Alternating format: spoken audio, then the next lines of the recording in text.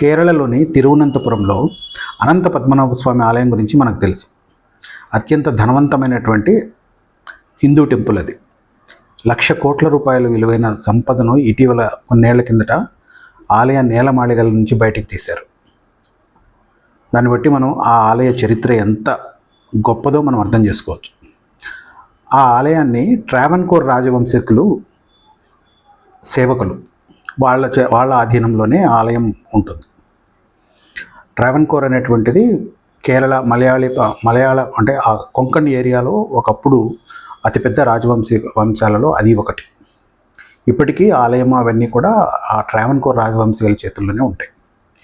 ఆ ట్రావెన్కోర్ రాజవంశీయులు కౌడియార్ ప్యాలెస్లు అనేటటువంటి దాంట్లో నివసిస్తూ ఉంటారు. వాళ్ళకి ఒక పెద్ద ప్యాలెస్ ఉంది, దాని పేరు కౌడియార్ ప్యాలెస్. ఆ కౌడియార్ ప్యాలెస్లో ఇటీవల ఒక భారీ దొంగతనం జరిగింది.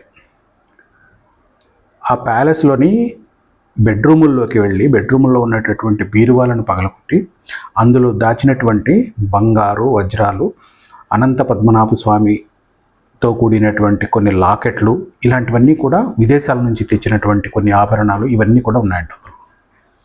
వాటిని ఎవరో తీసుకెళ్ళిపోయారు. వాస్తవానికి ఈ దొంగతనం జరిగి 4-5 నెలలు అవుతుంది. 2025 అక్టోబర్, నవంబర్ మధ్యలో జరిగి ఉండొచ్చు అని అంచనా వేస్తున్నారు.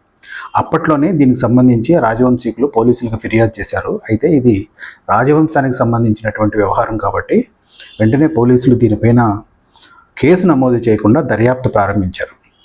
అప్పటి నుంచి ఇప్పటి వరకు దర్యాప్తును రహస్యంగా చేస్తూనే ఉన్నారు, కానీ ఇప్పటి వరకు ఎలాంటి ఆధారాలు బయటకు రాలేదు.